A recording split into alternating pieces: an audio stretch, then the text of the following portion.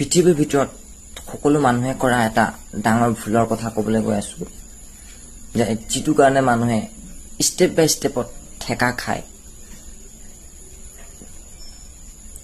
আৰু সেইটো কৰিব পাৰিলে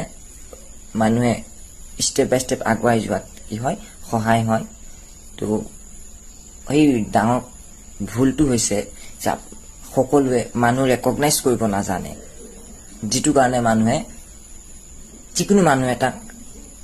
পুৰা ফ্ৰী মাইণ্ডত এৰি দিয়ে নিজৰ আপোন বুলি ভাবে পাছলৈ গৈ তেওঁ গোপন শত্ৰু হৈ তেওঁ ক্ষতি সাধন কৰে তো